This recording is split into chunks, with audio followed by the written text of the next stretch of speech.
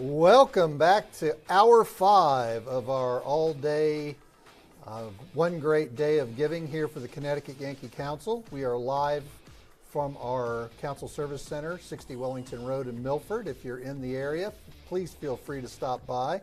Check out this magnificent production we've got going on with a great crew out there helping us out with this today. We've had some exciting stuff happen in the last hour since we last were on here with you. Special thanks to donations from Thompson Gary, Jeff Gazakis, and Mark Moyer. We, for the next hour, have a donor matching donations up to $1,000 for the next hour. So if you are inclined to help us out, as we've said several times, no amount is too small. And we do have, if you're able to do the $500, which is supporting one youth for the year, we're going to put you in the drawing for the gift basket. We're going to be raffling that off at during the 8 o'clock hour. We're also starting at the 5 o'clock hour, going to be doing the Avello ticket packages, and we'll be running that also through the 8 o'clock hour. So a lot going on. Do want to mention our sponsors again. Just remember, you can go to Chili's in Milford, Texas Roadhouse in West Haven, Pepe's Pizza in Fairfield and Danbury today, and they will be, if you mention Scouts, they will be giving us a portion of the proceeds. Also want to recognize again Trinity Solar and the partnership that we have with them. If you're interested in solar for your home, they are not only will they support the council, but they'll also support local scouting units. So that's a really good partnership. So joining me again in this hour is Eric Brantley. If you were on earlier, Eric talked about our Scout Reach program. Right now we're going to talk about our Hispanic Outreach program. And just to kind of give you a little background on it, if you're familiar with the organization LEAD, which is the Latino Education Advocacy Diversity Organization that was started up in Danbury, we actually partnered with them a year ago in Danbury on starting some scouting units up there. Recently, we just brought on 3 part-time Hispanic outreach executives. One is going to be based in Danbury at the LEAD office there, one at the LEAD office in Bridgeport, and also one at the LEAD office in New Haven. LEAD is really expanding quite a bit across the state. The idea is that we will start traditional scouting units at those centers, and then we'll start branching out from there to our other areas of our communities that have significant Hispanic pockets of the population. If you're not familiar with those 3 particular towns and the population-wise, all of those towns have at least 60% Hispanic population, which is pretty significant. So, Eric, tell us a little bit about how this is going to partner with what we're currently doing with Scout Reach. It's going to partner very well because there has been for quite a while a disconnect when it came to language barriers and different things like that within our programs, and not having the support that was needed to have and foster traditional programs in those areas.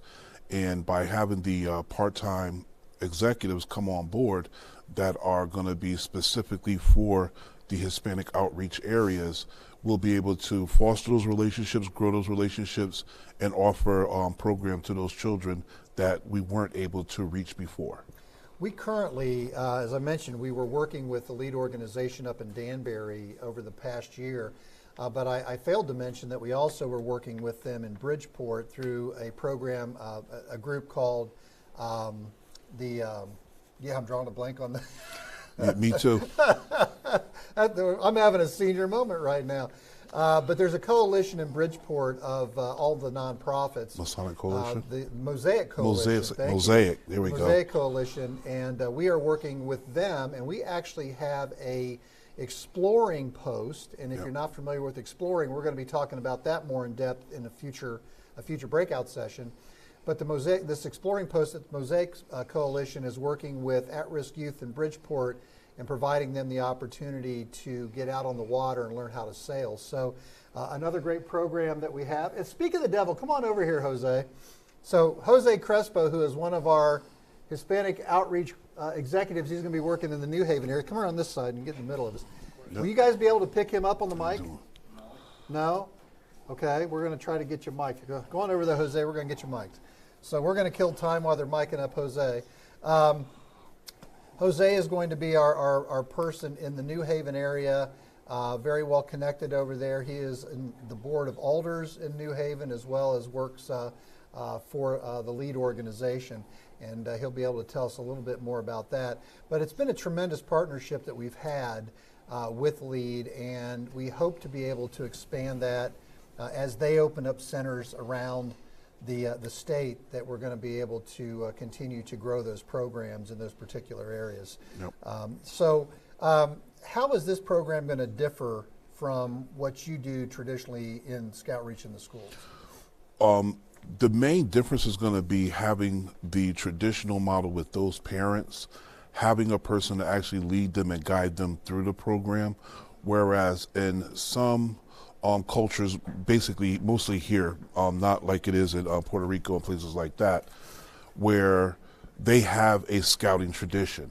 A lot of families that are here don't have that scouting tradition, and that's going to be one of the main things that's going to be the difference, where Jose is going to be able to lead them and guide them into showing them the scouting tradition and growing a scouting tradition currently with those Jose, families. welcome. Thank you, sir.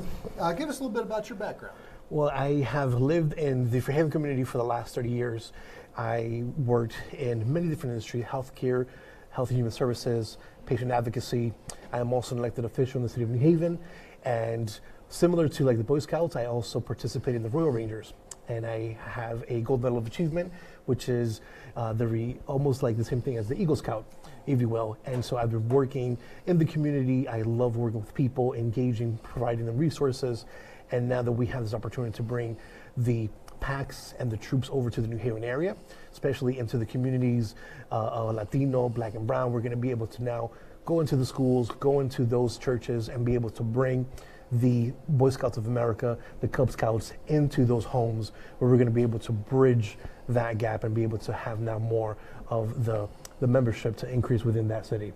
So I'm excited, especially for you two working together, because of the experiences you both have. So how do you, Eric, how do you see that partnership really with how you're going to be able to work with Jose and helping with the center at LEAD and all of that? Oh, it's going to be seamless. The main reason it's going to be seamless is because before we even met each other, we knew of each other. Indeed, indeed. And it was all positive because of the things he were already doing in the Fairhaven area, the things that I was doing on the New Hall and Hill area.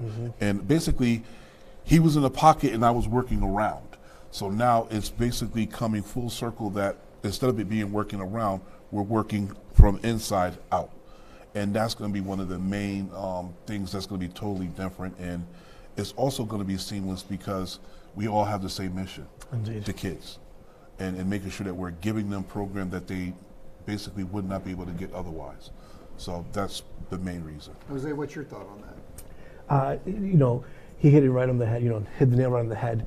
We were working, collaborating already in different aspects, and we knew of each other. We didn't know each other, but now we're getting to know each other, and we're going to work seamlessly. LEAD has been able to provide the space, the availability for them to utilize it as the Boy Scouts need it.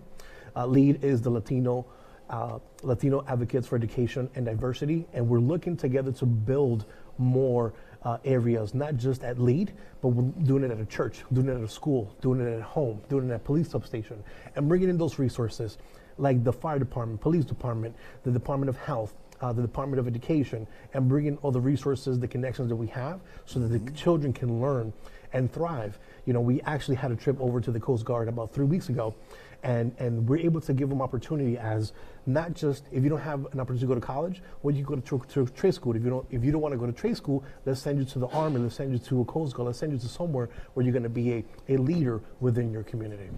As you can tell, these guys are pretty excited about this, and as we are too. So it's going to be a great partnership. We're looking forward to this moving forward. We're going to wrap up this segment. Remember, we have a matching $1,000 on the table through this hour. So feel free to give a call. The number, if you don't have it, is 203-951-9321. Karen is over there waiting to take your call. And again, thank you to the donors that made a gift in the last hour. And we will see you all at 2 o'clock.